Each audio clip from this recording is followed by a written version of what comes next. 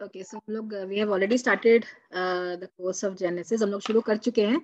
अभी हम लोग साइंस और उस जेनेसिस के बारे में हम लोग थोड़ा बहुत देख लिया था लास्ट क्लास में, बहुत डिटेल में तो नहीं, बट काफी कुछ बेसिक नॉलेज के लिए हम लोग ने देख लिया था.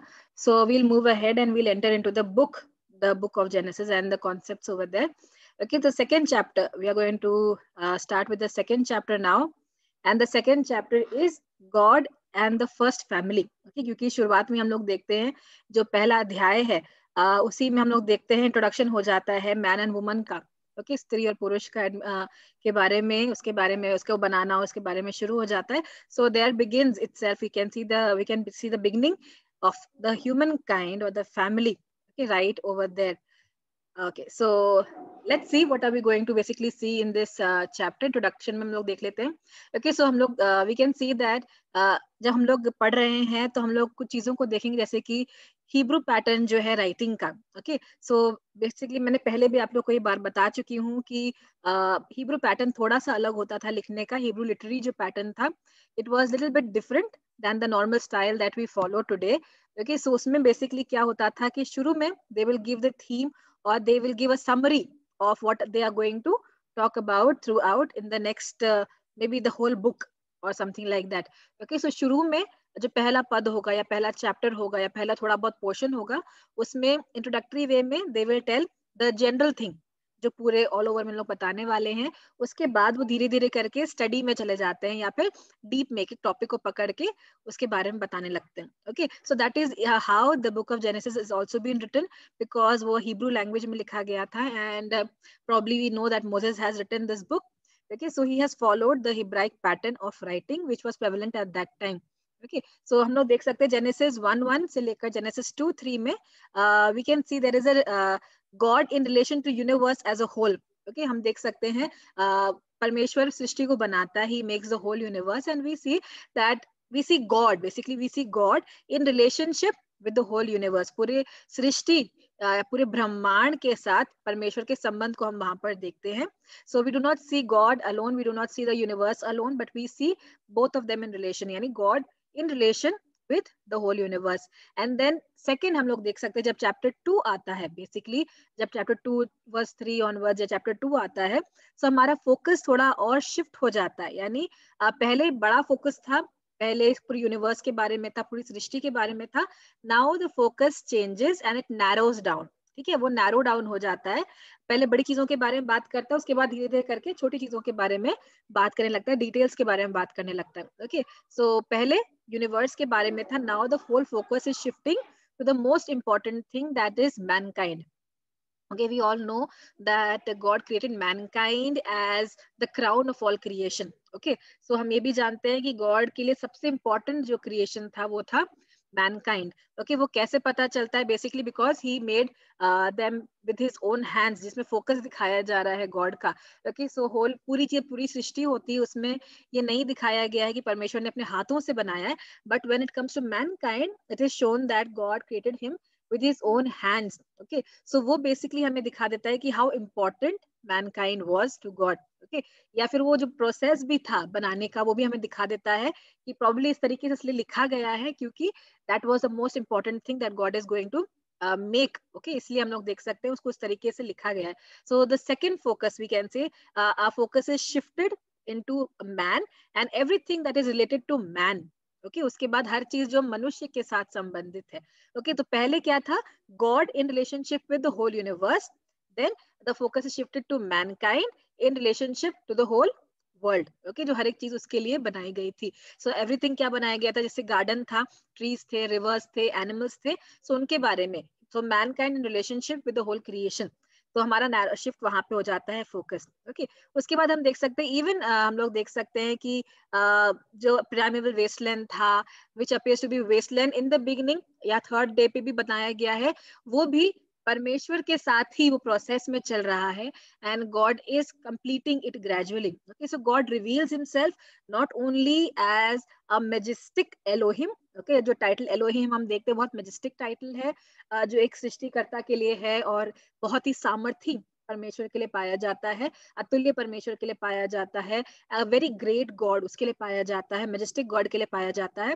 क्योंकि initially he reveals himself as a majestic God, which is Elohim, and then gradually he comes into a relationship, and then intimate personal relationship, और वो अपने नाम को जाहिर करता है, personal नाम को जाहिर करता है, that is Yahweh. Okay, and then many times there is a place जहाँ पर दिया गया है Yahweh Elohim, हम देख सकते हैं Lord God, जहाँ पर हम उसका वर्णन देखते हैं.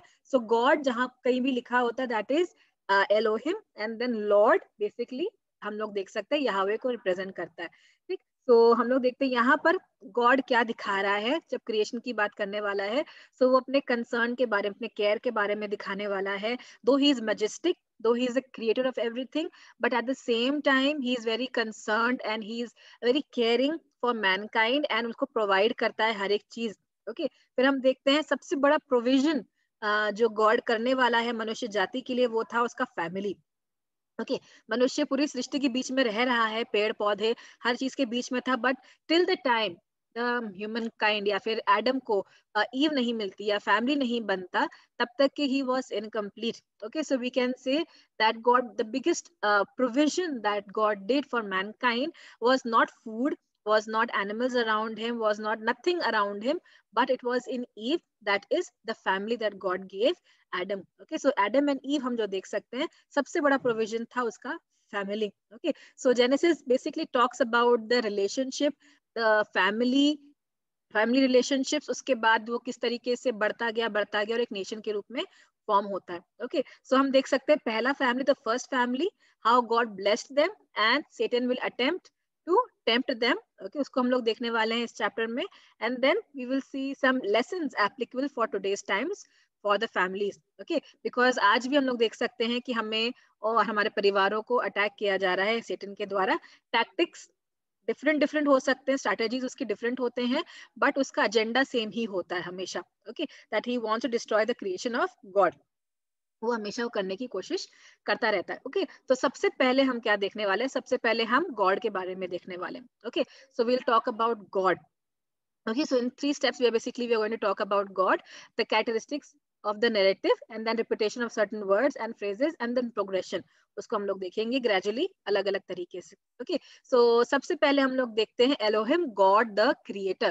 Okay, the first thing that we are going to see about in the book of Genesis is Elohim, that is God, who is the creator, the majestic God, or who is the creator God, which is जो नाम हमें बताया गया है Genesis के first chapter, first verse से लेकर के चैप्टर 2 वर्स 3 तक के. ओके, एलोहिम का इस्तेमाल किया गया है.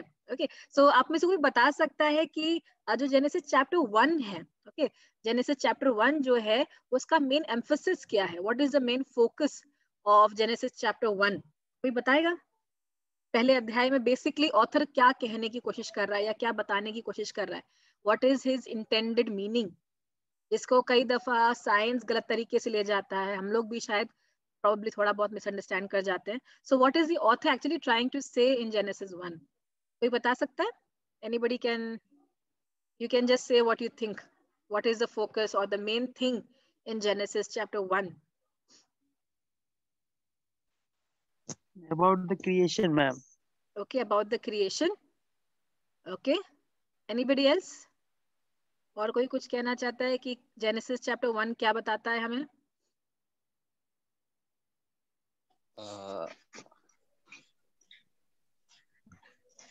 हाँ पीयूष. अगर जेनेसिस चैप्टर 1 में देखे तो अकॉर्डिंग द साइंस बोलती है कि एक ब्लास्ट हुआ, इस तरीके से क्रिएशन हुआ. पर बाइबल यहाँ पे बताते कि परमेश्वर ने बोला, उस तरीके से क्रिएशन हुआ. Okay. मैं ऐसा think. Yes. Hello, ma'am. Okay, so what is the main theme or the focus of Genesis 1? Where is the Ma'am, focus? हाँ. the creator and creation. Okay, the create and creation. Okay. ठीक है, तो हम लोग उस ground पे थोड़ा आगे बढ़ते हैं. अगर हम लोग आपके पास अगर बाइबल्स हैं इस समय, if you have the Bibles right now, you can open to chapter 1 verse 1. Okay, उसको हम लोग खोल लेते हैं. Will just talk about the first verse right now.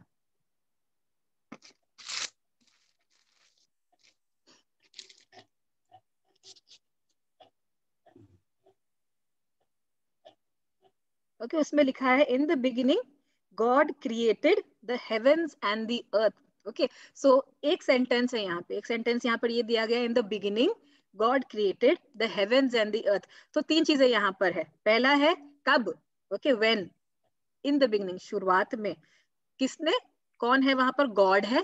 क्या कर रहा है, क्रिएशन कर रहा है, किसका, हेवेंस एंड अर्थ का. ओके उसके बाद हम देखते हैं पूरा प्रोसीजर चालू हो जाता है, first day, second day, third day, fourth day करके हम लोग 7th डे तक पहुंच जाते हैं उसमें. ओके सो उसमें क्या होता है basically, because the first chapter is describing, I would not से कैसे बनाया गया, उसको बहुत एम्फेसिस नहीं दिया जा रहा है, बट ये जरूर एम्फेसिस दिया गया है कि कौन बना रहा है. Okay who is making. So the author, अगर हम देखने भी जाते हैं, ये पहली किताब है हमारे बाइबल की. Okay this is the first book of our Bible and the first book of the Pentateuch which Moses has written. Okay, और वो पहला स्टेटमेंट ही क्या बोल रहा है, पहला स्टेटमेंट वो बोल रहा है, in the beginning God created the heavens and the earth. So we have to understand what is Moses basically trying to say. Moses क्या कहने की कोशिश कर रहा है यहाँ पर. Okay, so हम देख सकते हैं उसने गॉड को इंट्रोड्यूस करने की कोशिश नहीं की.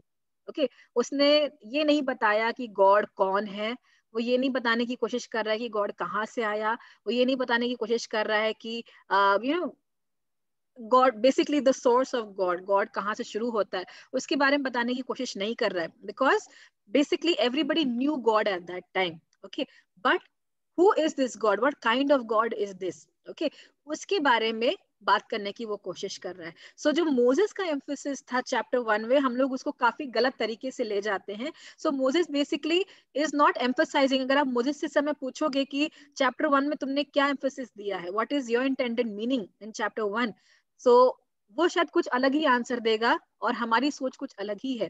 सो हम लड़ाई करते हैं क्रिएशन के बारे में, हम बोलते हैं क्रिएशन के बारे में बताया गया है, हम बोलते हैं कि फर्स्ट डे ये किया, सेकंड डे ये किया, थर्ड डे ये किया, कैसे किया, अपने शब्द से किया. ओके तो ये सारी चीजें हो रही हैं वहां पर. बट अगर मोजेस से पूछा जाए, सो व्हाट विल मोजेस से, मोजेस विल से मेरा ध्यान क्रिएशन के बारे में नहीं है. Okay Moses will say that my emphasis is not on the word creation. My emphasis is not on the word that first day, second day, third day, ऐसे बनाया, कैसे बनाया, मेरा emphasis वो नहीं है. Moses will say, my emphasis is who made it. God made it. So वो कहता है कि God, उसका कहने का तरीका है, in the beginning God created.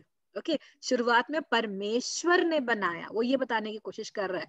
ऐसे ही नहीं आ गया, कहीं से भी नहीं आ गया, जो अलग अलग माइथोलॉजीज और अलग अलग चीजें बताती हैं और आज साइंस हमें बताने की कोशिश करता है एक बिग बैंग होता है.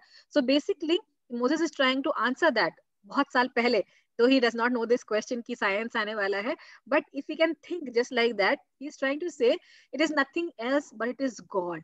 Okay, God ने बनाया. Okay, so chapter 1 is basically revealing God, the greatness of God and the majesty of God. A God that can create the whole universe. A God who can just speak and things will come into form. Okay, so ऐसा God है, इतना powerful God है जिसके बारे में Moses यहाँ पर बात करने की कोशिश करता है. वो कह रहा है कोई डेमी गॉड नहीं है, कोई इजिप्ट में जिस प्रकार के देवी देवता थे, ओके जिस प्रकार के देवी देवताओं को इजराइल्स ने देखा है इजिप्ट में, जब वो इजिप्ट में रह रहे थे, so they have that impact of the gods and goddesses of Egypt. So Moses उनको उसमें से बाहर निकालने की कोशिश कर रहा है. Moses is trying to explain who this God is. He's trying to reveal the greatness of God. He's trying to show the majesty of this God. So the emphasis, according to Moses, according to the writing that he has done in the first chapter जो हम लोग बोलते हैं यहाँ पर, वो creation पर नहीं है कि पहले दिन ऐसे बनाया वैसे बनाया, इतना समय लगा, इतने दिन लगे, उस पर नहीं है. The emphasis is there is a God, this majestic God who has created everything that you can see. Who is the creator of heavens and the earth. Heaven is beyond the sky, तो उसको कोई देख नहीं सकता है. The whole Galaxy हम बोल सकते हैं, होल यूनिवर्स जो हम बोल सकते हैं, वो हेवेंस में आ जाता है. ओके हेवन नहीं है, हेवेंस लिखा है. हेवेंस का मतलब है everything that is beyond earth.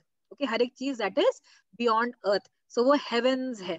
Heaven's में आपके एंजल्स भी आ जाते हैं, हेवेंस में आपके प्लैनेट्स, आपके सैटेलाइट्स, आपके स्टार्स, आपके सब कुछ आ जाते हैं. ओके सो वो सारी चीजें आ जाती हैं. So it is saying that in the beginning God created the heavens, हर एक चीज, and the earth, जो तुम देख सकते हो और जो तुम नहीं देख सकते, हर एक चीज परमेश्वर ने बनाई है. So he is a majestic God. He is a greatest God. okay, उसके बारे में बता रहा है. So he is basically introducing God, Elohim, to the people.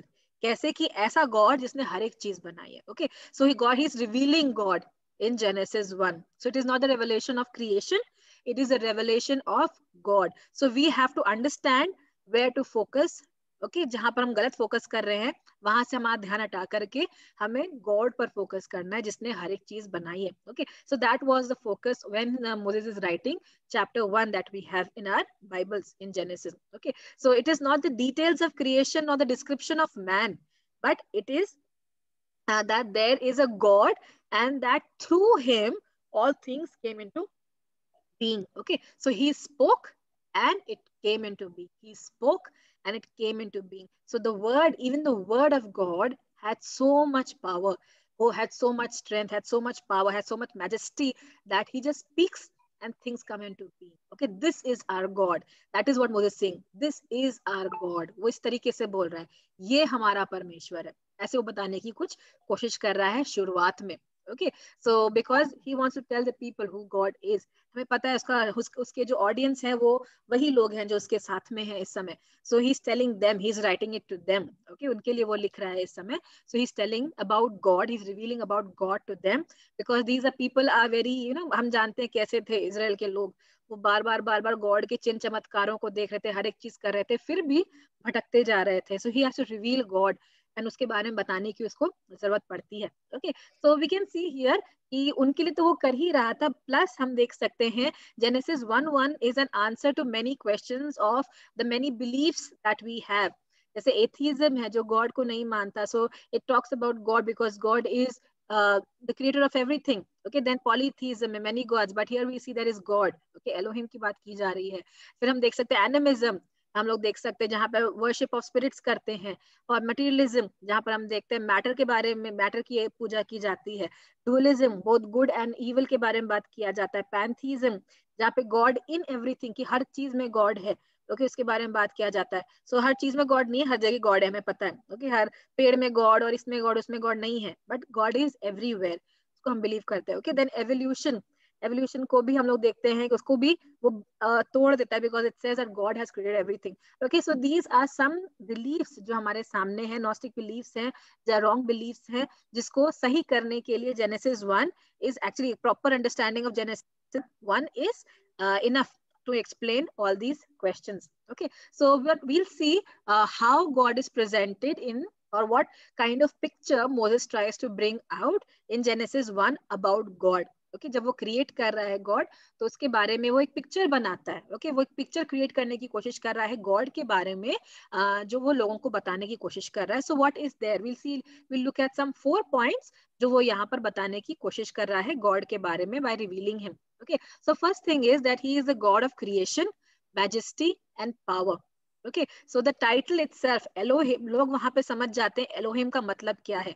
So when you talk about God, that is Elohim. Elohim is the God who has superpowers, God who is beyond, God who is more powerful than anything, Almighty God. Okay, उस तरीके के परमेश्वर के बारे में वो word जब Elohim बोला जाता है तो वहां के लोग उस मीनिंग को समझ जाते हैं. Okay, he is a majestic God, उसके बारे में वो समझ जाते हैं. Okay, so it is a plural form, plural of the word that takes a singular verb. Okay, so अपने आइडेंटिटी में अगर देखने जाएं तो प्लूरल फॉर्म है, बट उसका जो कार्य है या एक्टिवनेस, एक्टिविटी है, वो सिंगुलर है.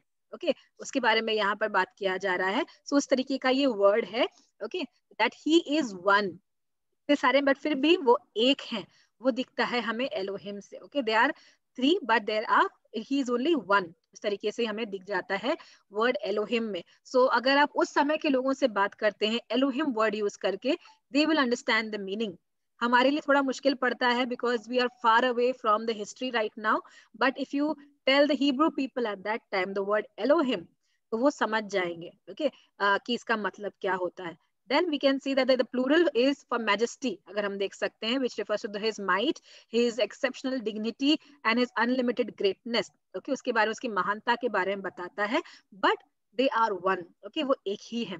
तो हम लोग देख सकते हैं उसके बारे में. We are seeing, so in him we can see that are found all the divine attributes. He is a divine God and all the divine attributes are found in him. So God's power and authority is revealed in his creative acts. Okay, जो भी परमेश्वर ने काम किया creation के समय कोई भी नहीं कर सकता. Nobody can do that act, the things that God has done at the time of creation. कि वो creative acts जो God ने किए. अगर probably हम लोग वहां पर उस समय होते जब God बना रहा है ये सब चीजें, it would have been very fearful होता, I guess. बहुत डरावना सा माहौल होता उस समय, जिस तरीके से परमेश्वर शायद काम कर रहा हो, एंड हम लोग probably imagine भी नहीं कर सकते वो कैसे कर रहा होगा. Okay, but we can understand that his acts was so creative.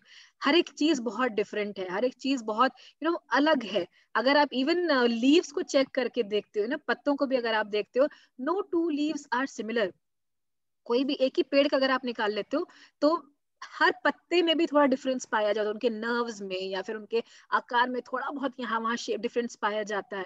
So even if हम लोग बोला जाता है, even if our eyes are checked, हमारे दोनों आईज भी सेम नहीं होते हैं, हमारी दोनों आंखें सेम नहीं होती हैं. Okay, then are both eyes are different. तो इतने लोग हैं, करोड़ों से करोड़ों लोग हैं संसार में, and all their eyes are different. Can you imagine इतना creativity? And then we can see even हमारा जो थंब प्रिंट्स है, फिंगर प्रिंट्स है, वो भी हमारा डिफरेंट है, सबका डिफरेंट है, किसी का भी सेम नहीं है. सो देयर, एंड हम लोग इवन अपने में देख लेते हैं, अगर हमारा जुड़वा भी होगा, आइडेंटिकल ट्विन्स भी होते हैं, फिर भी there is difference. Okay, so we have to understand that God was so creative. He has created so many things in different way, creative ways, and सारा जानवर, सारा हर प्रकार की जो चीजें बनाई, कलरफुल चीजें बनाई, it was so creative and so colorful, so beautiful. So basically it shows his power, his authority and his creativity. Okay, so उसके creative acts में basically उसका अधिकार दिखता है, उसकी creative acts में ही उसका सामर्थ्य भी दिखाई देता है. Okay, then we see the creativity in the power of his word. उसके words में ही रचनात्मकता है. Okay, I don't know how he would have created, but he just said, and even the animals were created of different kinds, of different species, अलग अलग प्रकार के animals, अलग अलग प्रकार के trees. It just came into being. How we cannot imagine those things because वो just बोल रहा है and चीजें होती जा रही हैं. So there is some kind of authority, some kind of creativity that is found in his words itself. वो कहता है, command देता है, let there be, और हो जाता है. It was so. Okay, so there was a decree and there was an accomplishment of the order in God's work. Okay, so वो order देता है. So process कैसा है? He is commanding or he is giving a decree and then there is an accomplishment. वो पूरा हो जाता है काम. Okay, so we can see Genesis chapter 1 verse 1 में ही अगर हम लोग देख सकते हैं, we can see that God, he is a God of creation, he is a God of majesty and he is the God of power. Okay, then second हम देख सकते हैं, he is a God of purpose, order and progression. Okay, so probably हम लोग कई बार होता है ना, हम लोग एक स्टेप करते हैं उसके बाद सोचते हैं कि अगला क्या, अगला क्या, अगला क्या. So God is not like that. His works are always planned. His work always has purpose. His work always has progression. Okay, कभी भी ऐसा नहीं होता है कि आगे की चीज पहले बना दी और बाद में पुरानी चीज बनाई, पहले की चीज बनाई. Okay, it was never like that. Okay, so अगर हम लोग समझ सकते हैं, even एक simple उदाहरण में आपको समझ में आ जाएगा कि how God worked in progression. Okay, हम देख सकते हैं यहाँ पर जब God को मनुष्य को बनाना था. Okay, so when God was creating everything, what do you think was going on in his mind? Basically he was thinking about mankind. वो मनुष्य जाति के बारे में ही सोच रहा था उस समय. So हमें समझना है, जब परमेश्वर ये सब चीजें बना रहा है, वो क्यों बना रहा है? He is not just making क्या ऐसे छोड़ दूंगा मैं, but he was planning to make human being. Okay, वो मनुष्य जाति बनाना चाहता था, इसीलिए उसने उसके लिए हर एक चीज पहले ही बना दी. Okay, so we can say that वो purpose क्या था God का? The purpose was for mankind. मनुष्य जाति के लिए पर्पस था. So what all would man need? Okay, मैं ऐसा मनुष्य बनाऊंगा और उसको इन चीजों की आवश्यकता होगी.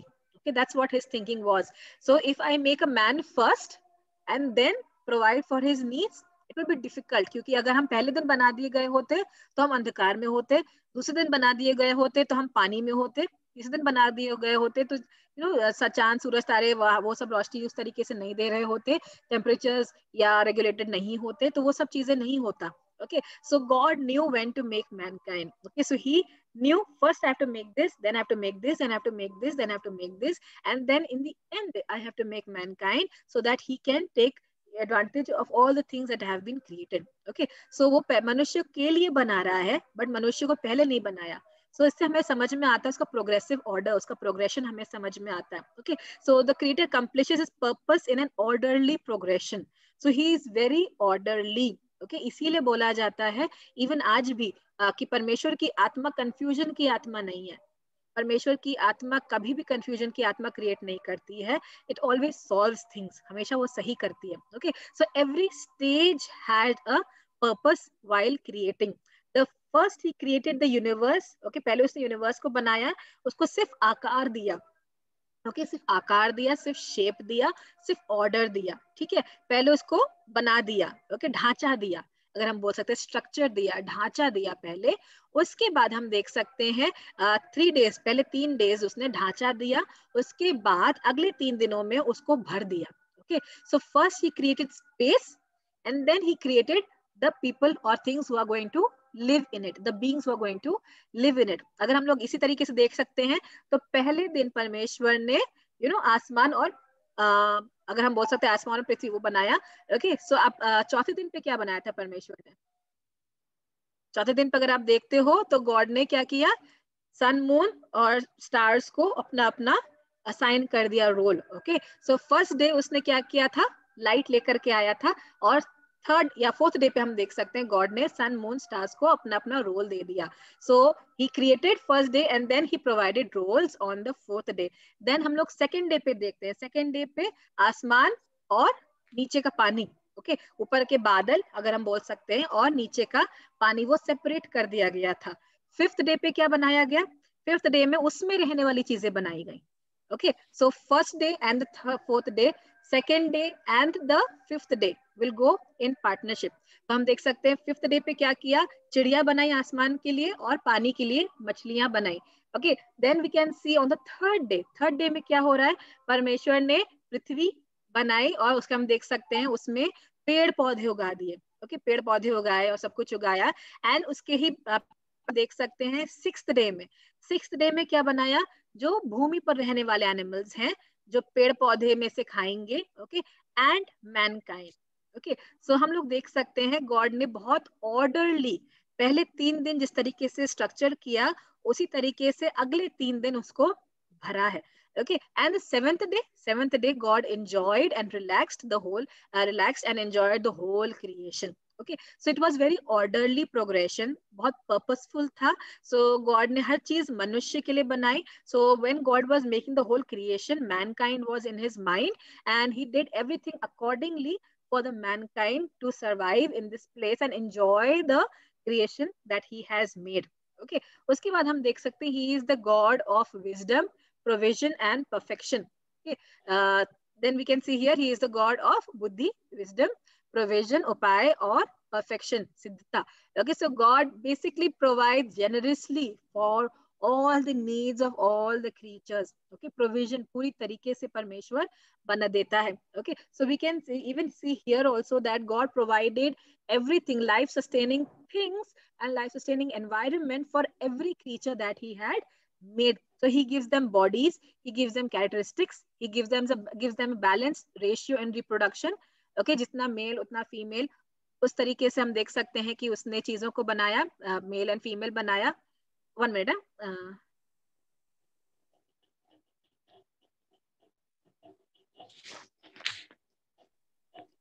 Okay, so he did that. यानी जितने मेल्स से उतने फीमेल्स बनाए, उस तरीके से जोड़ियां बनाई ताकि उनका फैमिली बन सके, रिप्रोडक्शन हो सके. Then he created the atmosphere, prepared that in that way. उतने ही रेशियो में गैसेस और सब चीज बनाई थी. एयर करंट्स हम लोग देख सकते हैं. Then water, appropriate climate for irrigation. Okay, पेड़ पौधे उगाने के लिए हर चीज गॉड ने बहुत विजडम के साथ, बहुत परफेक्शन के साथ बनाया है. Okay, so he was perfect. Okay, he is perfect and उसका जो perfection है उससे हमें सीखने को मिलता है, because we are imperfect and we can learn from his perfection how to do things in a proper way. Okay, so God begins a new work. अगर हम देख सकते हैं परमेश्वर ने एक नई सृष्टि बनाई, but he does not leave it there. हम में से कई लोग होते हैं जो शुरू करते हैं पर छोड़ देते हैं, but God is not like that. He is still at work, he is still on work. Okay, so he has begun the good work of creation and then he finished the work of creation, but his work is still going on. It will be completed only when the Messiah comes back. Okay, so he is still working. वो अभी भी काम कर रहा है, भले ही 7वें दिन विश्राम करता है, यानी विश्राम करता है, एंजॉय करता है, but he is still at work. वो नई सृष्टि के साथ चल रहा है. ओके, अपनी सृष्टि के साथ चल रहा है. And it will be completed only when Jesus Christ comes, and वो परफेक्शन में पहुंच जाएंगे जब हम. ओके, सो हम लोग देख सकते हैं ही is a God of wisdom, he is a God of provision, and he is a God of perfection. Then we can come to the last point जो हम यहाँ पर देख रहे हैं God के बारे में, that he is the God of personality and love. Okay, वो व्यक्तित्व और प्रेम का परमेश्वर है.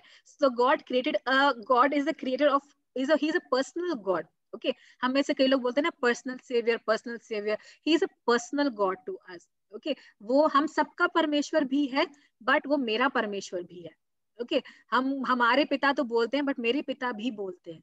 Okay, so though he is the father of everyone, though he is the God of everyone, but personally I can approach him. Personally he is my father. Personally he is my God. Okay, so he sees, he speaks, he rejoices over his creation as a whole and as an individual also.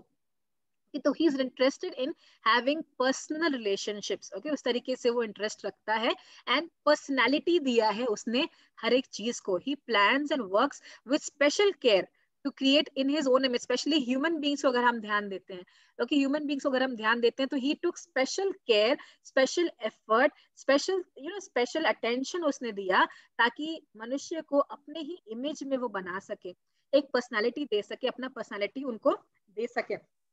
Okay, and then हम लोग देख सकते हैं that his interest क्या है.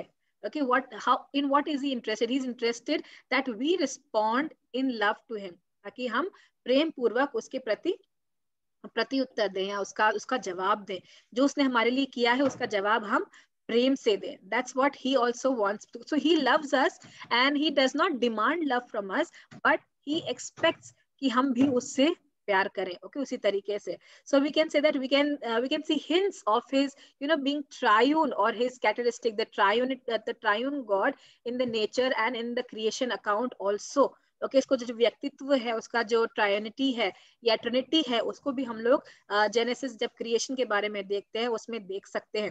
So it was not only God the father who was creating everything, but it was three of them, the Father, Son, and the Holy Spirit, who was creating the whole universe and creating mankind. So he says in Genesis chapter 1 verse 26, let us make man in our image and in our likeness. Okay, हमारे परमेश्वर ने अपनी ही तरीके से, अपने तरह से, अपने ही स्वरूप में हमें बनाया है. Okay, in are image. वो आर जो वर्ड है वो वहां पर थोड़ा सा स्पेसिफिक हो जाता है, क्योंकि वो वहां पर ट्रायून परमेश्वर के बारे में बात किया जा रहा है, त्रिएक परमेश्वर के बारे में बात किया जा रहा है. Okay, so it shows that it is not one but 3 persons. Okay, हम लोग वहां पर उस चीज को देख सकते हैं जो इस काम को कर रहे हैं. Okay, so then we can see in Genesis 1 chapter 1 verse 2 that the spirit was hovering over the waters. Okay, तो हम देख सकते हैं स्पिरिट का रोल वहां पर दिख जाता है. सो गॉड भी है, स्पिरिट भी हमें दिखता है, the spirit of God was hovering over the waters. Okay, and then हम लोग जॉन 1 के 3 में हम देख सकते हैं in the beginning was the word, जब परमेश्वर बोल रहा था. सो हम लोग देखते हैं God, and then we see his word, and then we see the spirit that was hovering. Okay, so the 3 of them were basically there at the time of creation, जब क्रिएशन किया जा रहा था. Okay, so the 3 of them were involved in different ways. So the initiator कौन था? Initiator God था. God बोल रहा था, he was the initiator. Okay, और जो word था, जो active word था, वो Jesus Christ था, जो active word के रूप में जा रहा था. He was the word of God for all, हम देख सकते हैं. And then we know that the spirit was there, fulfilling everything that was happening over there, bringing it to completion, जो भी चीजें वहां पर हो रही थी. ओके, सो Colossians 1 15 to 16 में हम देख सकते हैं, he is the image of the invisible God, the firstborn over all creation, for by him all things were created. तो जीसस के बारे में ही यहाँ पर बात हो रही है, जो वर्ड के रूप में वहां पर था, जो शुरुआत से था. Even when Jesus is talking, जब वो Pharisees and Sadducees उससे बात करता है, तो वो बोलता है कि वो उस सब पहले से है. he is there from the beginning. Okay, even before Abraham he was there. He says like that, and Pharisees and Sadducees सब उसके ऊपर हंसते हैं और उसको गुस्सा हो जाते हैं उससे. Okay, so we can understand that the 3 people, the 3 in one हम जो देख सकते हैं, जो हमारे 3 persons in one God, जो ट्रायूनिटी जो हम देख सकते हैं, ट्रायून गॉड जो हम देख सकते हैं, he was there in his personality, full personality and full love, and they were creating the whole universe at that time. Okay, so ये चीज हम लोग देखते हैं, ये 4 चीजें हैं जो हम लोग गॉड के बारे में अभी देखे हैं. पहला है जो हम लोगों ने अभी देखा था, sorry, he is the god of creation and majesty and power. Second, he is the god of purpose, order and progression. And then we see that he is the god.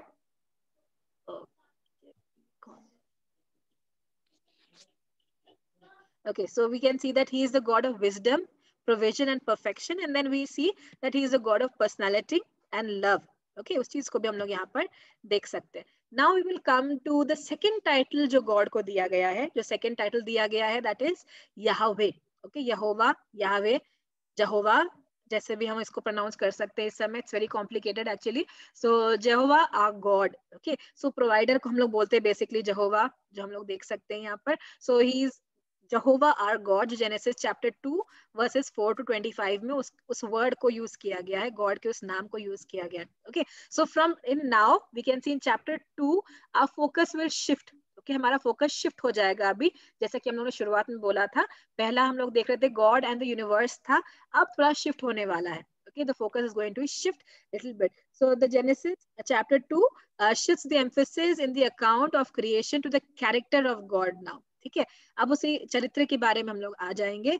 So general account जो है genesis 1 में पाया जाता है, it is calling God with a name of a deity. Okay, अगर आप थोड़ा पढ़ते हो बैकग्राउंड, अगर उस समय का बैकग्राउंड थोड़ा पढ़ते हो, उस समय की बातों को आप पकड़ते हो, अगर सुमेरियन कल्चर्स एंड वो सब कल्चर जो उस समय पाए जाते थे, सो आप देखोगे एक गॉड था जो नॉर्मल गॉड जो वर्ड है उसको एल बोला जाता था. ओके, एल जो नाम है EL, okay, that was a god. वो god था, वो deity था. Okay, that was a deity जो हमेशा बहुत normally general way में use किया जाता था वो word को. Okay, L god जो था, so it was used very commonly. Okay, so हम देखते हैं जब Genesis 1 में Moses लिख रहा है, so he is using that word of deity, Elohim. Okay, so Elohim कर दिया उसने उसको, वो बताते हुए that he is not single. Okay, अकेला नहीं है, but एंडिंग के हिसाब से प्लूरल है. So he is the triune God, वो दिखाने के लिए it's Elohim. Okay, so we can say that it is in the general account. Okay, general account जो जेनेसिस 1 में पाया जा रहा है, and he uses the deity, common deity word Elohim के एंडिंग के साथ में, which says God, and it talks about the plurality of it. Okay, तो उसके बारे में बात कर रहा है. Then we come to the second, जो हम लोग जेनेसिस 2 में आते हैं, वो पर्सनल नेम में आ जाता है. So he also he shifts from a general name to a more personal name. Okay, the personal name है वो है Yahweh या Jehovah. Okay, and sometimes it is called Yahweh Elohim या Lord God, इस तरीके से भी यूज किया गया है. Okay, so हम लोग देख सकते हैं, but Yahweh क्या है? Okay, what does Yahweh mean? Yahweh means the eternal self-existing one. The eternal self-existing one, जो अनंत काल से था और अपने आप ही हमेशा से स्वयं है. स्वयं यानी हमेशा से है, वो अपने आप में ही हमेशा से है. ओके, उसको बनाया नहीं गया, उसको रचा नहीं गया, उसको कोई बना नहीं सकता, परंतु वो स्वयं में ही हमेशा से है. Okay, so he is eternal and he is self existing one. Okay, वो he is not dependent on anything, वो किसी भी चीज पर डिपेंडेंट अपने एग्जिस्टेंस के लिए नहीं है. यानी जैसे हम मनुष्य हैं, हमें अगर जीना है, हम अगर एग्जिस्ट करना है, we need food. Okay, we need air, we need social surrounding, we need a lot of things to survive and to exist. We need God also to exist. But हम देख सकते हैं जो God है जिसके बारे में यहाँ पर बात हो रही है, यहोवा या यहावे, ओके, जेहोवा जिसके बारे में यहाँ पर बात हो रही है, उसको हम देख सकते हैं that he is existing in himself. उसको किसी भी चीज की जरूरत नहीं है. Okay, he does not need anything. Okay, he may desire things. आपको ध्यान देना पड़ेगा, he may desire things, he may want things, but he does not need anything. Okay, so उसको कभी किसी भी चीज की आवश्यकता नहीं होती है. तो अगर हम हैं, उसको हमारी आराधना की आवश्यकता नहीं है. Okay, he does not need our worship, he does not need our love, he does not need me. Okay, उसको मेरी आवश्यकता नहीं है, but he chooses to have me. उसका चुनाव है कि हम उसके साथ रहें, उसका चुनाव है कि हम उसकी आराधना करें, और वो चाहता है कि हम उससे प्रेम करें. Okay, so that is all his desires and wants and expectations from us, but not a need. Without us also he is God. Okay, without us also he is God and with us also he is God. So हमेशा जैसा था वैसा ही बना रहता है. Okay, so Exodus 3:14 हमें बताता है कि he is the eternal self existing one. Okay, वो किसी पर भी निर्भर नहीं है अपने एग्जिस्टेंस के लिए. Okay, so no one can say अगर हम देख सकते हैं जो नाम है यहोवा, okay, जहोवा या यहोवा या यहावे, जैसे भी आप इसको प्रोनाउंस करना चाहते हो कर सकते हो. ओके, तो कोई भी श्योरिटी के साथ नहीं कह सकता है कि वो उसका सही प्रोनाउंसिएशन क्या है, how to pronounce this word और this name of God. Okay, क्योंकि इसका जो स्पेलिंग है वो हमेशा से विदाउट वाउल्स था. जब हिब्रू भाषा में भी लिखा गया था तो वो यह वह लिखा गया था. ओके, उसमें भी वाउल्स नहीं डाले गए थे, क्योंकि हमें पता है कि शुरुआत में जब हिब्रू लैंग्वेज लिखा गया था उसमें वाउल्स नहीं थे. ओके, और बाद में वाउल्स ऐड किए गए हैं. ओके, सो डिप्थोंग्स वाउल्स सब कुछ बाद में ऐड किए गए हैं. सो हम देख सकते हैं शुरू से ही सिर्फ कॉन्सोनेंट्स थे, दैट इज YHWH. अब उसके बीच में आप कुछ भी डाल सकते हो. ओके, जैसे कि यहावे डाल सकते हो, चाहे यहोवा डाल सकते हो, कुछ भी डाल सकते हो, जो भी वावल डाल दो उसके हिसाब से वो प्रोनाउंस हो जाएगा. ओके, सो अलग अलग तरीके से लिख सकते हैं, जैसे कि YHWH आपने पढ़ा होगा, YHVH पढ़ा होगा, JHWH पढ़ा होगा, JHVH पढ़ा होगा. Okay, so these are just consonants, these don't have vowels. So अब इसको कैसे पढ़ा जाए, ओके, बहुत बड़ी समस्या है, बिकॉज हिब्रू लैंग्वेज में उसको इस तरीके से ही लिखा जाता था. एंड और एक समस्या ये खड़ी हो गई थी, this was a name that Moses had received from God in the burning Bush. जब वो बर्निंग बुश में परमेश्वर से मिला था और उसने फिर परमेश्वर ने उसको बुलाहट दी कि तुम जाओ और मेरे लोगों को छुड़ा करके लेकर के आओ और ये सब चीजें करो. Then he said, whom should I say that has sent me? मुझे किसने भेजा है, मैं क्या बोलूं? तब गॉड अपना नाम रिवील करता है, बोलता है मैं जो हूँ सो हूँ. I am the one who is. Okay, जो है सो है. उसका अपना नाम उसने बताया, यानी वो हमेशा से है, एग्जिस्टिंग है और वो किसी पर निर्भर नहीं करता है. ओके, तो उसने अपना नाम ये बताया. सो मोसेस को पता था कि वो गॉड ने क्या बोला है. Okay, so Moses knows what God का नाम क्या था and he spoke that name of God.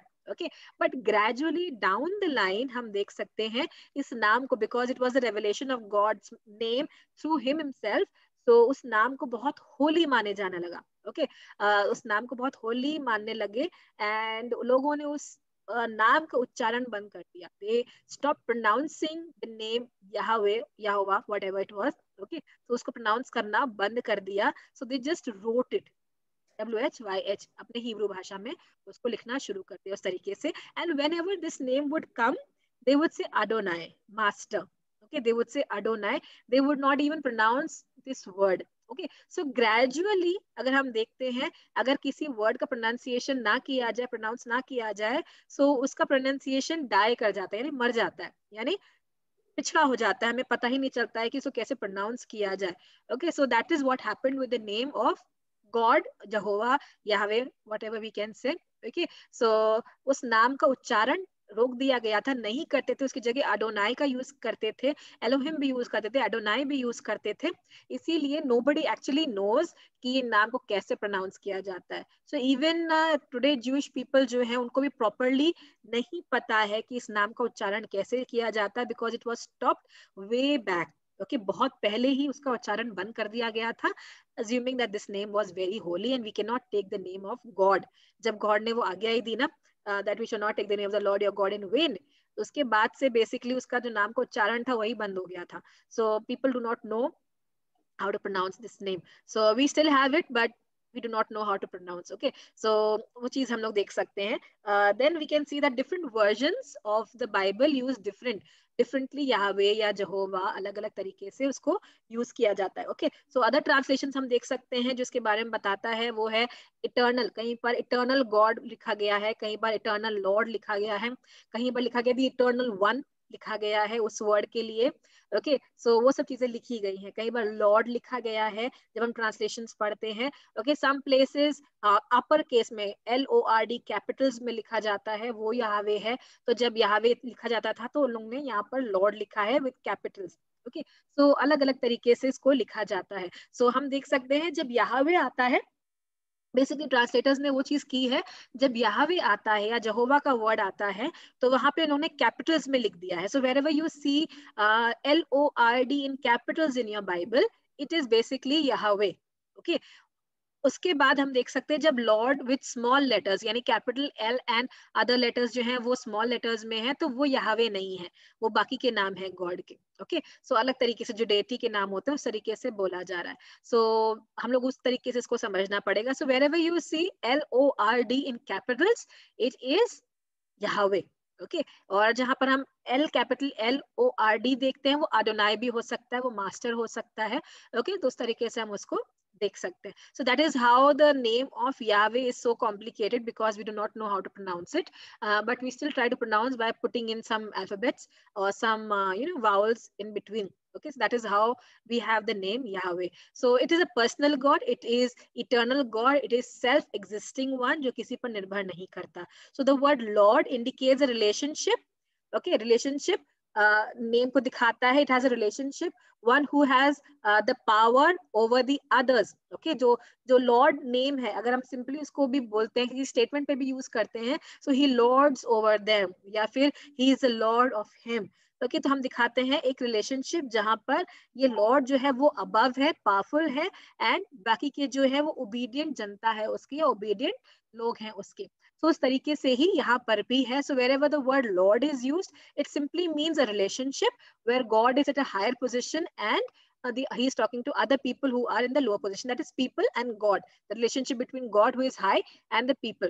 Okay, and their disobedience, their obedience is supposed to be given to God himself. Okay, उनको serve करना, obey करना है उस Lord को. Okay, so the important thing that we have to remember is that Yahweh or Jehovah is God's personal name. Okay. ये God का personal नाम है, व्यक्तिगत नाम है. ओके. हम सभी के व्यक्तिगत नाम होते हैं, तो ये गॉड का व्यक्तिगत नाम है. ये कोई डेटी का नाम नहीं है, ये व्यक्तिगत नाम है. ओके, जो उसका नाम एक्सप्रेस करता है. It is the covenantal name. Okay, ये नाम परमेश्वर ने तब दिया है, तब बताया, रिवील किया है जब वो अपना कवर्नेंटल रिलेशनशिप लोगों के साथ बना रहा था. So when he called Moses and when he was making the covenantal relationship with them, this is the name that is used over there. So this is the name of covenantal relationship also of God. Okay, तो परमेश्वर का covenantal relationship है, so वहां पर इस नाम का उच्चारण किया गया. So उस covenant के साथ में, covenantal relationship के साथ में ये personal नाम जुड़ा हुआ है उसके लोगों के साथ में. Okay, so उसके बाद हम देख सकते हैं that in this covenant basically he always promises that he will be the God or he will be the Lord of his people. He will show them mercy always. He will be always show them grace. He will always love them. That is the promise that God makes with his people, and this is the relationship that God has of ever being merciful, of ever being gracious, of ever being loving towards his people. Okay, so ये चीज हम लोग यहाँ पर देख सकते हैं God के बारे में. Okay, this is what we were looking at about God. Okay, so now we will move our focus to man. Okay, हम मनुष्य की ओर अपने फोकस को लेकर के आते. तभी हम लोग ने गॉड के बारे में देखा. सो बेसिकली गॉड को हम लोग ने देखा एलोहिम, एंड गॉड को हम लोग ने देखा as Yahweh. Okay, personal God के रूप में देखा, एंड उसकी कैरेक्टरिस्टिक्स थोड़े बहुत देखे, and we also saw how the creation thing और the whole work of creation shows his qualities and characteristics. Okay, अब हम लोग आते हैं मैन के ऊपर, बिकॉज क्रिएशन में अगर मैन नहीं है तो क्रिएशन इनकम्प्लीट हो जाएगा. Okay, so we talk about man. पहले हम लोग देखेंगे मैन को as a creature. Okay, man as a creature. Chapter 1 verse 26 से लेकर के चैप्टर 2 वर्स 25 में हम मनुष्य के बारे में देखते हैं. ओके, मनुष्य की क्रिएशन के बारे में देखते हैं, मनुष्य के बारे में देखते हैं. ओके, सो जो जेनेसिस चैप्टर 1 to 3 है, कई लोग उसको मिथ की तरह लेते हैं कि ये काफी माइथोलॉजिकल स्टोरी है या मिथ है या काल्पनिक कहानी है जो बताई गई है, मोसेस ने बताई है. और 19th सेंचुरी के जो क्रिटिक्स थे उसके बारे में हम लोग बात कर चुके हैं पहले ही.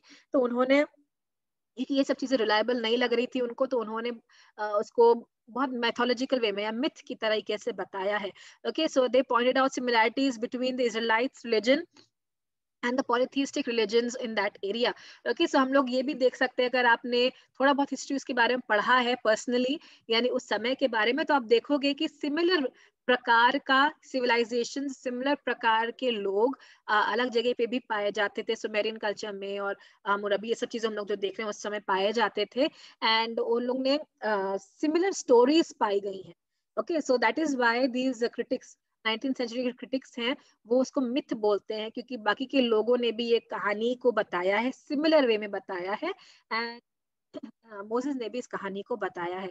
बट हम देख सकते थे archaeologists have discovered Babylonian and Assyrian clay tablets, जहां पर हम देखते हैं क्रिएशन का जो अकाउंट है जेनेसिस में जो पाया जाता है उसके बारे में काफी कुछ दिया गया है. Okay, they say that the first at first there was a watery chaos. Okay, तो जो बैबिलोनियन असीरियन जो टैबलेट्स पाए गए थे उसमें क्रिएशन के बारे में कुछ रिकॉर्ड्स पाए गए हैं, बहुत सिमिलर हैं. ओके, बहुत सिमिलर है हमारे जेनेसिस के साथ में. उसमें पाया गया है कि in the beginning at first there was watery chaos covering the earth, यानी पूरी पृथ्वी पर पानी था. ओके, पूरी पृथ्वी पर पानी था. Okay, and then the light proceeded. Okay, यानी फिर रोशनी चमकी, देयर वाज लाइट, ऐसा ही हुआ था अगर हम लोग ध्यान देते हैं यहाँ पर. So the spirit was hovering over the waters. Okay, उस तरीके से था. And then there was light, first day पे there was light. Okay, and light कहाँ से, जो क्रिएशन हेवनली बॉडीज का हुआ था वहां से लाइट आती है. ठीक है, उसके बाद हम देखते हैं the man was created from the clay and blood and the earth, यानी मनुष्य का क्रिएशन किया गया बाद में, और उसको किससे बनाया गया, मिट्टी या क्ले से बनाया गया और ब्लड से बनाया गया. ठीक है, ब्लड ऑफ द अर्थ यानी ब्लड से बनाया गया. सो हम लोग देख सकते हैं ये कहानी केवल बाइबल में नहीं है उत्पत्ति के, बट ये बैबिलोनियन और असीरियन कल्चर में भी ये कहानियां पाई जाती हैं. So it is similar stories are found there also. Okay, but these contain some non-scriptural polytheistic ideas also.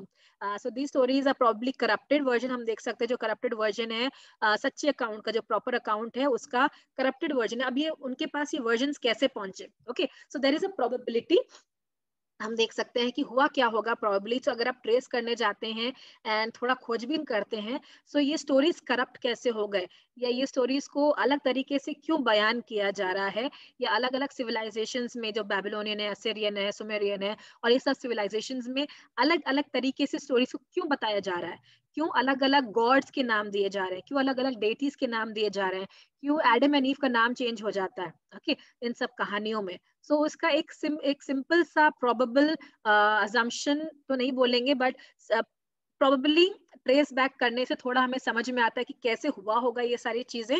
So there is a true story. हमें समझना है कि एक सच्ची कहानी है, और उस सच्ची कहानी से ही ये कुछ कहानियां थोड़ा करप्टेड वे में या डाइल्यूटेड वे में चेंज होकर के लोगों तक पहुंची हैं.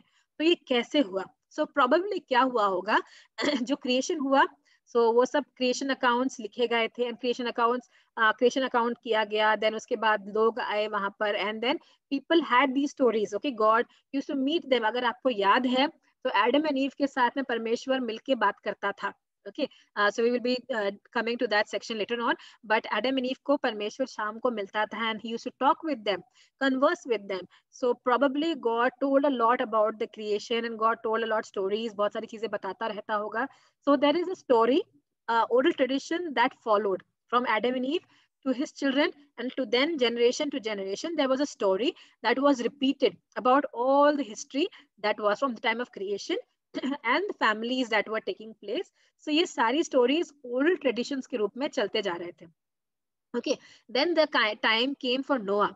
नोआ का समय आता है. नोआ के समय में क्या होता है, सारी पृथ्वी या सारी मनुष्य जाति बढ़ जाती है, एक ही परिवार बचता है. Okay, there is only one family who is surviving, that is the family of Noah. Okay, अब नोआ की फैमिली को ये कहानियां मालूम है, because they are good family, अच्छी फैमिली है, गॉडली फैमिली है, and they know the oral traditions. Written traditions नहीं है, ओरल ट्रेडिशंस उनके पास में है. So they know the stories. अब क्या होता है हम देखते हैं, क्योंकि उन लोग सरवाइव कर जाते हैं, एंड देन फ्लड खत्म हो जाता है, and then they land on the earth वापस, and then they come out of the ark. And 3 बेटे थे, तीनों बाद में अलग अलग दिशा में चले जाते हैं. शेम, हम, जाफेद, तीनों अलग अलग दिशा में चले जाते हैं. सो प्रोबेबली ये जो स्टोरीज है, जब इन लोग अलग अलग जगह जाकर के बस गए थे, एंड वहां पर उन्होंने अपने अपने सिविलाइजेशन को खड़े किया, अपने अपने नेशन को खड़ा किया है. तो वहां पे according to the beliefs of those places and according to the religion of those places, ये कहानी उसके साथ में मिल गई एंड करप्टेड हो गई, और वहां के लोगों ने अपने गॉड्स एंड गॉडेसेस के नाम इसमें डाल दिए, और अपने लोगों के नाम जैसे अपने सोसाइटी में नाम होंगे वैसे कुछ नाम लेकर के इनिशियल लोगों के नाम डाल दिए, and that is how sorry the story became little corrupted. Okay, so इसीलिए हम देख सकते हैं कि क्यों इतनी सारी कहानियां हैं। Okay, why there are so many stories of creation, there are so many stories of the first man and the first woman, there are so many stories of the flood. Okay, क्यों? क्योंकि यही चीज हुई होगी, नोआ के बेटे अलग अलग जगह गए and then they would have told the stories to their children, and the children बड़े होने लग गए, and कहा जब उनका generations बड़ा होने लग गया, they would have told their stories to them, and वहां पर अलग अलग गॉड एंड गॉडेसेस का पूजा आराधना शुरू हो गया होगा, and then they took the name of their gods and goddesses instead of the name of Yehovah or Elohim. Okay, so उस तरीके से कहानी चेंज हो गई, कैरेक्टर्स चेंज हो गए, कहानी सिमिलर है, कैरेक्टर्स डिफरेंट है। Okay, that's what you will see in these stories. So that is how it came into being. और वहां पर polytheism भी आ गया because the nations are polytheistic, and pagan beliefs भी आ गए क्योंकि इस तरीके के विश्वास वहां पर चलते थे। Okay, so that is how the stories became corrupted, and that is how it got spread through Shem, Ham, Japheth and the people or their generations later on, and the names of gods were changed and the name of people were changed to fit their own culture उस समय। Okay, so वो उस तरीके से हम देख सकते हैं जेनेसिस की जो कहानी है वो लोगों तक पहुंची थी उस समय अलग अलग तरीके से, and that is how we get back the stories of from Babylon, we get back the story from Assyria, we get back the story from Sumeria। तो उस तरीके से वो सारी चीजें चल रही हैं। So then we see that Genesis account, the Genesis account of the origin of man was given by divine revelation. Definitely God ने आदम एंड ईव को बताया होगा कि किस तरीके से उसने ये सब उनको बनाया है, otherwise they wouldn't have known कि कैसे बनाया है। Okay, so the Bible talks about the purpose for which God made mankind. Okay, so geographical details भी दिए हुए हैं, genealogies भी दिए हुए हैं, तो ये सारी चीजें दी गई हैं, इसीलिए वो मिथ नहीं हो सकता। हमारा जो बिब्लिकल स्टोरी है, it can not be a myth because historical evidences पाए गए हैं बिब्लिकल स्टोरीज के। Okay, so we will talk about now God को परमेश्वर ने कैसे बनाया। ओके, उसको हम लोग देख लेते हैं यहाँ पर। Will just do this slide and then हम लोग उस अगली स्लाइड को नेक्स्ट क्लास में करेंगे जहां पर मनुष्य के बारे में पाया जाता है। Okay, so will just talk about man made in the image of God, उसको हम लोग आज देख लेते हैं। Okay, so more than half of the creation account is about man's beginning. Okay, so first few verses ही जो है हम जानते हैं चैप्टर 1 वर्स 26 तक के, जहां पर बाकी की चीजों के बारे में है। उसके बाद हम देखते हैं चैप्टर वर्स 26 से लेकर के मनुष्य के क्रिएशन के बारे में, उसके बिगिनिंग के बारे में है। So most of the things are spoken about man and his beginning and his creation. Okay, because man was the main focus at the time of creation. Okay, other creation तो उसके लिए बनाया गया है, but man was the main purpose for the creation of the whole universe. So man is both the crown of creation and a distinct creation. यानी परमेश्वर ने जब मनुष्य को बनाया, so वो creation का ताज था, he was मुकुट बोला जाता है। Okay, creation का, पूरी सृष्टि का मुकुट था, या फिर he was the crown of all the creation and he was a distinct creation. वो एक अलग, okay, बिल्कुल अलग creation था जिसको परमेश्वर ने बनाया था। So God made the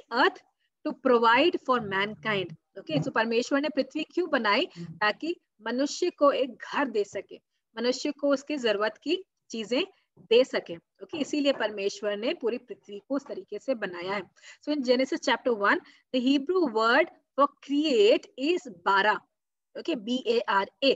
okay, तो ये वर्ड बारा इस्तेमाल किया गया है क्रिएट के लिए। सो इट इज बारा, it is used on 3 occasions, उसको 3 ओकेजन्स पर यूज किया गया है। ओके, तो हम लोग को ये समझना है कि जो वर्ड जितनी बार यूज किया जाता है तो वो वर्ड इंपॉर्टेंट हो जाता है। ओके, सो दिस वर्ड बारा is used on 3 occasions. First time genesis 1:1 जहां पर टोटल क्रिएशन की बात हो रही है, जेनेसिस चैप्टर 2 वर्स 21 में जहां एनिमल क्रिएशन की बात हो रही है, and then Genesis chapter 1 verse 27 जहां पर सॉरी जेनेसिस चैप्टर 1:21 है जहां पर एनिमल क्रिएशन की बात है, देन जेनेसिस चैप्टर 1:27 जहां पर ह्यूमन की क्रिएशन की बात है. Okay, and in each place the word refers to bringing something new और extraordinary into existence. Okay, हर समय जब भी ये वर्ड के बारे में या वर्ड यूज किया गया है तो वहां पर इस तरीके से केवल क्रिएट करके यूज नहीं किया गया है, परंतु इस तरीके से यूज किया गया कि कुछ एक्स्ट्राऑर्डिनरी, कुछ अद्भुत चीज एग्जिस्टेंस में आ रही है. Something new and something extraordinary is coming into existence, अपना अस्तित्व ले रहा है. कुछ बहुत ही क्या बोल सकते हैं, सब अलग चीज अगर हम बोल सकते हैं, या असाधारण चीज अस्तित्व ले रही है, अस्तित्व में आ रही है. उन जगहों पर 12 का इस्तेमाल किया गया है. ओके, सो जब टोटल क्रिएशन हो रहा था तो कुछ अनोखी चीज हो रही थी. जब एनिमल था पहली बार कुछ ऐसा चीज बन रही थी, इसलिए था. एंड देन व्हेन मैनकाइंड बनाया गया तभी भी कुछ एक्स्ट्राऑर्डिनरी चीज ही बनाई गई है, इसीलिए उसके लिए वर्ड वहां पर यूज किया गया है. इन जेनेसिस चैप्टर 1:27, ओके, सो ये 3 बार तो यहाँ पर यूज हो गया. उसके बाद हम देखते 27 इटसेल्फ में, वर्स 27 में ही 3 बार यूज किया गया है. ओके, 12 शब्द 3 बार इस्तेमाल किया गया. It is use 3 times and thus it actually stresses upon the uniqueness of man. Man unique है, उसका स्टेटस यूनिक है, उसका क्वालिटी यूनिक है, वो अपने आप में ही यूनिक है, अनोखा है. इसीलिए वहां पर हम देखते हैं that something extremely extremely extra ordinary is coming into existence. Okay, सब बहुत ही अद्भुत चीज परमेश्वर वहां पर क्रिएट कर रहा है. इसीलिए उस वर्स के अंदर ही, वर्स चैप्टर 1:27 के अंदर ही 3 बार 12 शब्द का वर्ड इस्तेमाल किया गया है. Okay, so the creation account shows us 3 aspects of this unique status. उसको हम लोग अगली क्लास में करने वाले हैं. ओके, सो बेसिकली जो गॉड ने क्रिएट किया जिस तरीके से, या फिर if you can give me just 5 minutes more, we can 5 or 10 minutes more, we can do this. सिर्फ 3 पॉइंट्स है इसमें. Is it okay if I take 5-10 minutes more?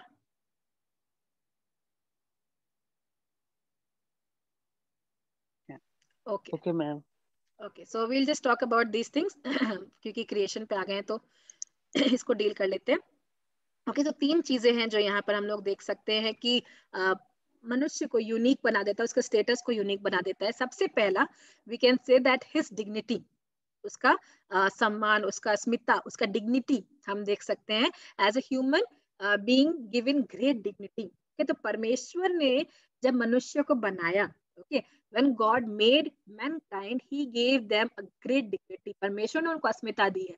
Okay, परमेश्वर ने जब उनको बनाया तो परमेश्वर ने उसको एक ताज के रूप में बनाया. Okay, crown, basically without a crown king is not known as a king. Only when the king wears a crown he is known as a king, अगर आप समझ सकते हो. Okay, so king has to wear that crown. So इसीलिए मनुष्य को वो crown बोला जाता है, बिकॉज इट इज बहुत गौरव की चीज है और बहुत अस्मिता की चीज है. अगर हम देख सकते हैं बहुत ही आदर की चीज है जिसको हम लोग देख सकते हैं. मनुष्य को परमेश्वर ने बनाया है. So human stands apart from the rest of the creation. परमेश्वर ने हर चीज बनाई बट उससे अलग, उससे हटकर परमेश्वर ने मनुष्य को बनाया. अब मनुष्य को कैसे बनाया? परमेश्वर ने मनुष्य को अपने ही इमेज में बनाया. परमेश्वर ने उसको अपने ही स्वरूप में बनाया, अपने ही इमेज में बनाया एंड उसको अथॉरिटी दिया. ओके, परमेश्वर ने अपना पेड़ को अथॉरिटी दी थी ना, परमेश्वर ने जानवर को अथॉरिटी दी है, परमेश्वर ने मनुष्य को अथॉरिटी दी है. परमेश्वर ने बोल करके मछलियां बनाई, बोल करके चिड़िया बनाई, बोल करके जानवर बनाए. But when it came to mankind, God took time and created him and gave him the authority over the nature. तो हर एक चीज के ऊपर परमेश्वर ने अधिकार दिया. ओके, इन और everything God gave them authority as mankind. So the image of God अगर हम देख सकते हैं, what is this image of God? Okay, image क्या है? हम जानते हैं कि God spirit है. Okay, we all know that God is spirit and he does not have a physical body. उसके पास शरीर नहीं है. So we cannot say कि मेरे कान परमेश्वर की तरह है, मेरी आंख परमेश्वर की तरह, ऐसा नहीं है.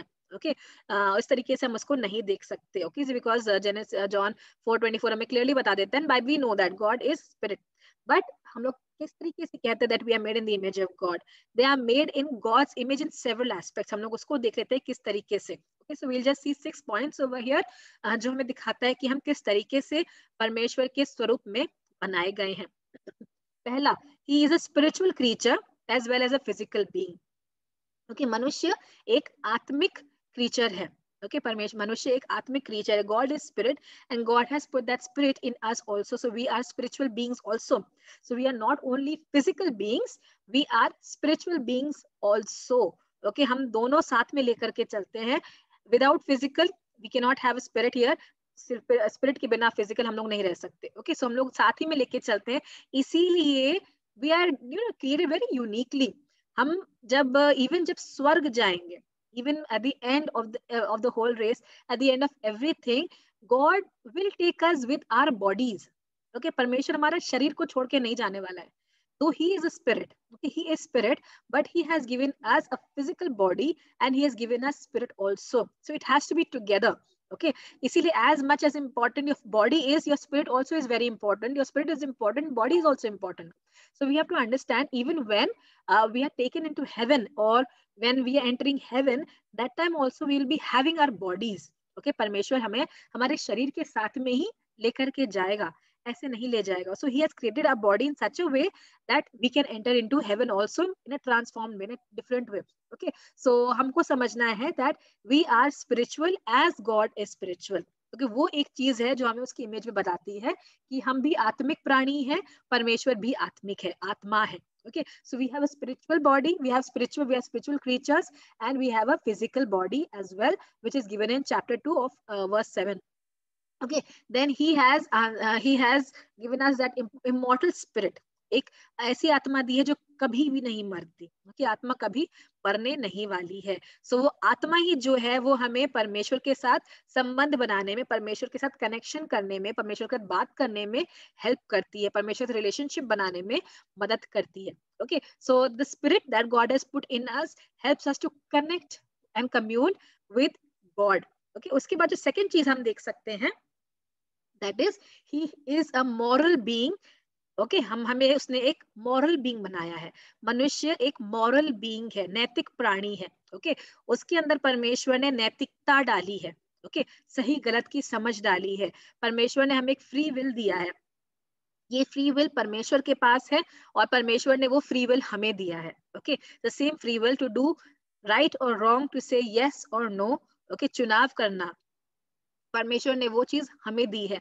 जानवर लोग चुनाव नहीं कर सकते, पर मनुष्य चुनाव कर सकता है. तो capacity to choose has been given to us. So in that way we are being made in the image of God because we have the capacity to choose. Okay, so God gave us conscience. परमेश्वर ने हमें एक चेतना दी है, conscience दिया, विवेक दिया है, ताकि हम जज कर सकें, अप्रूव कर सकें और चीजों को सही गलत समझ सके, कंडेम कर सके गलत चीजों को. ओके, तो वो सब चीजें हम कर सकते हैं, चुनाव कर सकते हैं, चुन सकते हैं. So that is the second thing that we can have. That is, we are first spiritual. We are spiritual creatures. Second, we are moral beings. Okay, नैतिक प्राणी है. परमेश्वर भी moral है. We are also moral. परमेश्वर भी आत्मिक है. We are also spiritual. Third is कि मनुष्य जो है वो rational है. Okay, वो तर्क वितर्क करता है, सोचता है. Okay, rational है. He is a rational creature. वो सोचता है. He is capable of thinking. He is capable of imagining. Okay, he is capable of reasoning. He is capable of speech. Okay, ये सब चीजें वो कर सकता है. Okay, वो सोच सकता है. जानवर लोग सोच नहीं सकते. जानवर इंस्टिंक्ट्स पे काम करते हैं. भूख लगता है, झपट्टा मारते हैं. Okay, but we do not do that. हमारे सामने अगर केला रखा है तो हम उसको छील के खाएंगे. हाँ, वो गेम में हम लोग ऐसे ही खिला देते हैं, बट अदरवाइज हम लोग जब हमारे सामने आम रखा है या व्हाटएवर इज केप्ट, हम उसको पकाते हैं या छीलते हैं, उस तरीके से खाते हैं. या हमें कुछ करना है तो हम प्लान आउट करते हैं चीजों को, हम सही गलत सोचते हैं, ये फायदे का है नुकसान का है वो सोचते हैं. Okay, so we think all those things. So we are rational creatures, rational beings. So परमेश्वर भी रैशनल है. परमेश्वर भी सोच समझ के काम करता है. इसीलिए जब हम एक चीज प्रॉब्लम आ जाती है, जब हम लोग ये सब चीजें पढ़ते हैं, एक चीज प्रॉब्लम आती है कि फेथ के बारे में हम लोग बहुत बात करते हैं, but faith is also not without mind. Faith is not without rationality. Okay, उसको भी समझने वाली बातें हैं, वो थोड़ा अलग उसमें चले जाएंगे. But even when God is talking about faith, it is not just irrational. Irrationality नहीं है कहीं पर भी, because God is not irrational. It is not feelings. ये केवल फीलिंग्स नहीं है. Okay, so God is a rational being and he has made us also rational creatures. सोचने प्राणी बनाया. Then he is active responsible creature. Okay, मनुष्य को परमेश्वर ने एक एक्टिव यानी कार्यरत, कार्य करने वाला, और रिस्पॉन्सिबल यानी उसका क्या बोल सकते हैं, रिस्पॉन्सिबल क्या बोलते थे,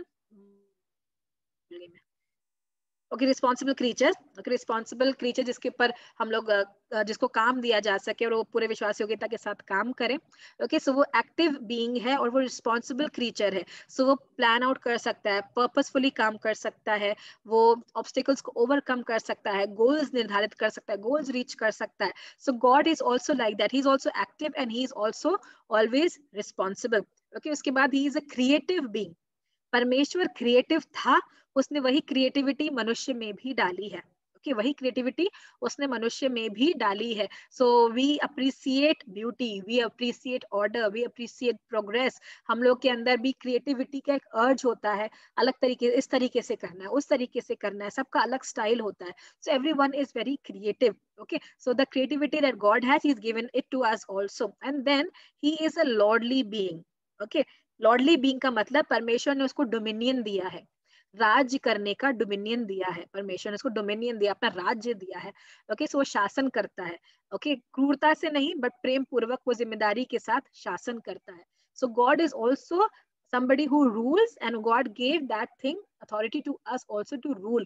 So these are some things that speak of the image of God. These are the 6 things that define the image of God in us as spiritual creatures, as moral beings, as rational creatures, as active and responsible creatures, as creative beings, and as lordly beings. Okay, so these things basically talk about the image of God that is found in us. Okay, so human have spirit to commune with God. Okay, तो उसकी वजह से हमारे अंदर एक will है और उस विल के साथ हम परमेश्वर की आज्ञा को मानते हैं एंड हमारा बॉडी सर्व करता है उसमें। So the spirit leads and the body follows to serve. Okay, दोनों मिल करके साथ में परमेश्वर की सेवा करते हैं। So human still possesses the divine image. Okay, जब हम लोग जब पाप में गिर गए थे, जब चैप्टर 3 में हम देखते हैं जब गिर जाते हैं पाप में, उसके बाद भी मनुष्य के पास एक डिवाइन इमेज है। दो इट इज मार्ड, खराब हो गया है, but it is still there, बिगड़ चुका है बट है।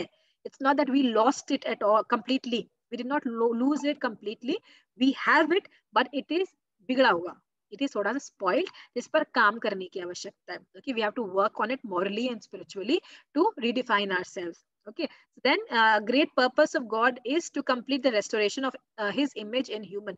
यानी जब अंत का समय आएगा, जब परमेश्वर यीशु मसीह लौट करके आएगा, तो वो अपना इमेज कंप्लीट कर देगा हमारे अंदर। Okay, so we will be complete, our image will be complete at that time. So this is the first thing जो हम देख सकते हैं परमेश्वर हमारे बनावट के बारे में, हमारे परमेश्वर हमारी रचना के बारे में। First thing is that He has given us dignity. मनुष्य को उसने परमेश्वर ने सम्मान दिया है, डिग्निटी दिया है। Second, he has given us authority. Okay, dignity पहला है, सेकेंड इज अथॉरिटी। परमेश्वर ने हमें अधिकार दिया है, परमेश्वर ने हमें जिम्मेदारी दी है। ओके, एक चीज हमेशा ध्यान देना, बिना जिम्मेदारी के अधिकार नहीं होता। जहां अधिकार होता है वहां जिम्मेदारी भी होती है। तो जब परमेश्वर ने मनुष्य को जिम्मेदारी दी, अथॉरिटी दिया अर्थ के ऊपर, पृथ्वी के ऊपर, जानवरों के ऊपर, he had the responsibility of taking care of the earth, he had the responsibility of taking care of the animals as well. Okay, so God gave human dominion over every living creature that grows on the earth. Okay, so God planned human to be responsible representatives and steward on earth, यानी अपने जगह, यानी वो पहले राजा था हर चीज का, अब उसने वो जिम्मेदारी स्टूवर्ड के रूप में हमें दे दी ताकि हम पृथ्वी की देखभाल कर सके। उसमें खुदाई करनी है, टिल करना है, उसमें हार्वेस्ट करना है, जो भी सारी चीजें करनी है वो सब हम करें, देखभाल करें। Okay, we have to take care of the earth and the animals. Okay, human was not only to subdue, यानी ना केवल उसको cultivate करना था, but उसको ख्याल भी रखना था। So ऐसा नहीं था कि बस कल्टीवेट करके छोड़ दिया या फिर कुछ भी कर दिया पृथ्वी के ऊपर, नहीं, we had to take care of the earth. Okay, उसको खराब नहीं करना था, we don't have to squander it, we don't have to squander the natural resources और kill animals for nothing. Okay, without any reason जानवरों को नहीं मारना है और नेचुरल रिसोर्सेज को खराब नहीं करना है, we have to take care of it. That is how God made Adam and Eve, that is how God gave the authority and the responsibility to take care. So that's what talks to us also, whatever He has given into our hands, we should not squander it, we should not destroy it, we should not spoil it, but we should take care of it as good stewards, just as God expected Adam and Eve to take care of that. Okay, then human, हम देख सकते हैं human was supposed to work.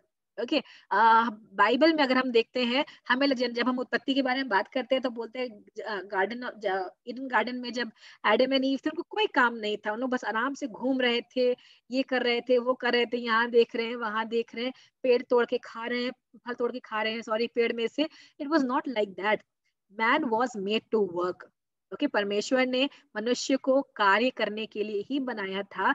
And Bible says that work is a blessing and it brings blessing. The work of our hand brings blessings.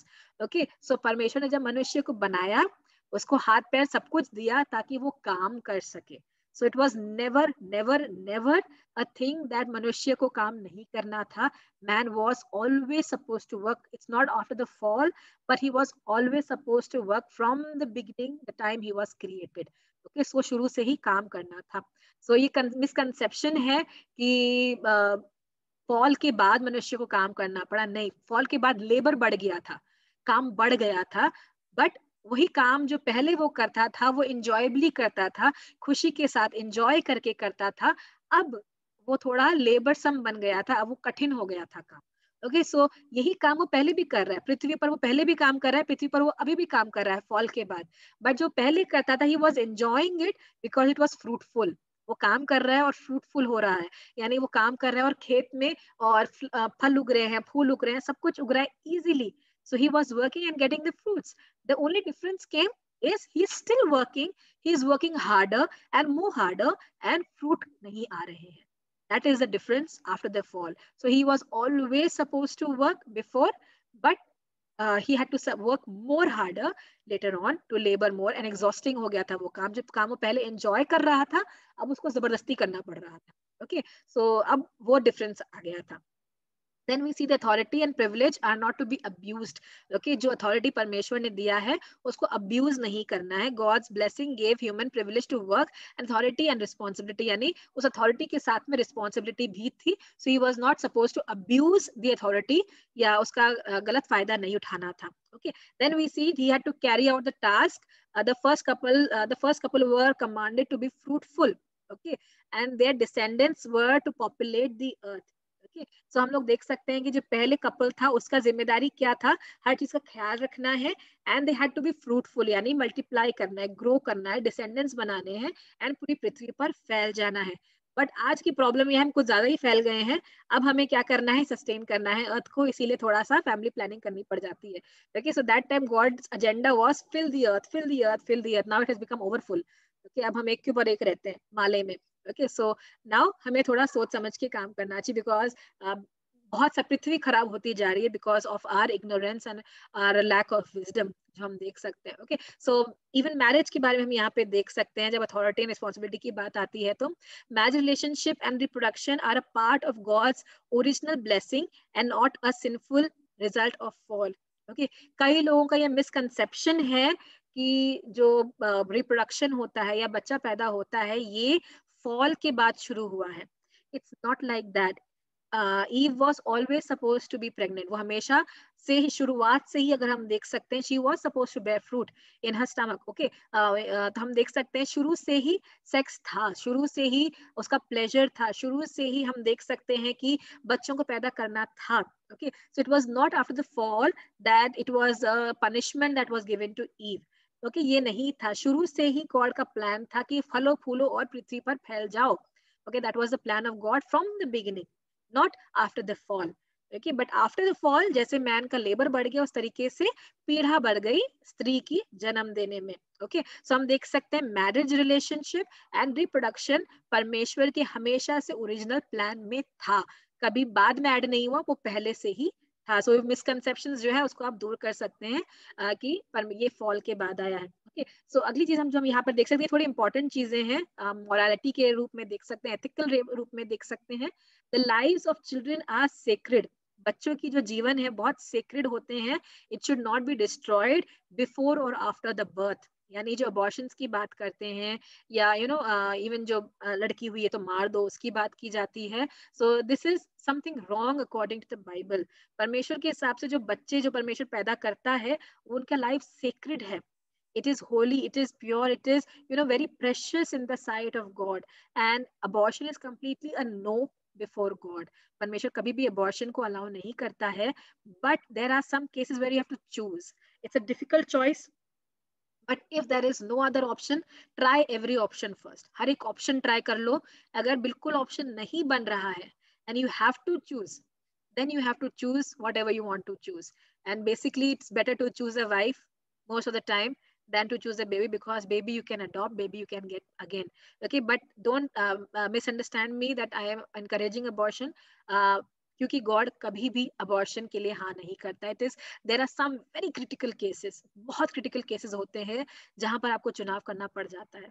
Okay, though that also becomes a very guilt form कर जाता है उनके अंदर, but that is a choice that they have to make at that time, critical time. Okay, but हर option try करने के बाद ही, उसके पहले नहीं. ओके, एक डॉक्टर से सलाह ली, अगले के पास जाओ, उसके अगले के पास जाओ, उसके अगले के पास जाओ. Okay, so try till you can understand the thing. Okay, उसके बाद हम देख सकते हैं resort to proper family planning instead of abortion. That is a very very good thing. Okay, I don't know how many of you were there when Pastor Nitin and the team had come and talking about pro life and abortion, but ये चीज सबसे अच्छी है कि abortion तक मत पहुंचो. Okay, it's better कि आप फैमिली प्लानिंग कर लो. कॉन्डम्स होते हैं या अलग अलग चीजें होती हैं, you can use all those things if family planning आप करना चाहते हो तो. So do not go for abortion. उसके पहले ही आप कुछ चीजों को कर सकते हो, फैमिली प्लानिंग की चीजों को कुछ कर सकते हो. पिल्स नहीं है, pills is not good, pills are not good, pills मत एनकरेज करिएगा. इससे अच्छा है कि आप कोई और स्टेप उठाओ. Okay, so family planning is very important. Abortion करना नहीं पड़ेगा अगर फैमिली प्लानिंग आप प्रॉपरली करेंगे तो. Okay, because for God life is very precious. Okay, so he had given authority and responsibility to take care of each other, not to destroy the lives of each other. Okay, last thing जो हम लोग यहाँ पर देख रहे हैं वो है God's concern for his needs. Okay, जो मनुष्य को बनाया तो अब परमेश्वर उसकी जरूरतों को भी बहुत ध्यान देता है. So God provides his rest and renewal. Okay, जो पहली चीज हम देख सकते हैं वही ये चीज है कि God made man on the 6th day and the first day was the day of rest. Okay, पहला दिन जिसमें मनुष्य ने एंटर किया था वो था day of rest, that is the 7th day. So he started with the day of rest. So God is very much interested that man should take rest and renew himself. Okay, so God provides for that. His rest marked the completion of his creative work. यानी जो परमेश्वर ने काम किया था वो complete होने पे गॉड ने रेस्ट किया था. Okay, so that is the mark of completion, that is 7th day. He blessed the 7th day and set it apart as a day which in which man could come to rest from labor. Okay, so परमेश्वर ने 7वां दिन रखा है. 7th day is for rest, not for office. 7th day is not for job. 7th day, okay, अलग अलग जगहों पर अलग अलग है. नेपाल में सैटरडे को होता है और मिडिल ईस्ट कंट्रीज में फ्राइडे को होता है. जूइश कल्चर में सैटरडे को होता है, हमारे यहाँ संडे को होता है. तो 7th डे, ओके, 7वां दिन अगर हम समझ सकते हैं, it is a day of rest. God knows man needs rest and spiritual renewal. Okay, so उसकी जरूरत पड़ती है, इसीलिए गॉड ने रेस्ट का समय दिया है. Every day there is a rest in the night and every week there is a rest on the 7th day. That's how God ordained everything, planned everything for a better functioning of human being. Okay, फिर Sabbath was to be holy, a day of joy and celebration. अब कैसे होली रखते हैं? You enjoy, you rejoice in that day, you celebrate. Okay, you celebrate the relationship with God, you worship the Creator. So we celebrate that day. So that is how we keep it holy. Okay, then the last thing that we can see is our real rest is when we will meet Jesus Christ. Okay, जब हम अंत में यीशु मसीह से मिलेंगे तो हमारा real day of rest होगा. Okay, so this was the 3 things that we can see basically that shows as a unique status and aspects of human being. That is, first is his dignity, then his authority, and the concern for the need of mankind that God has. Okay, so अगला जो हम लोग चीज देखेंगे अगली class में वो है मनुष्य जाति को परमेश्वर ने किस तरीके से बनाया है, उसको हम लोग देखने वाले हैं अगली क्लास में. Okay, so we will end the class now. अभी हम लोग स्टॉप कर देंगे. Okay, so any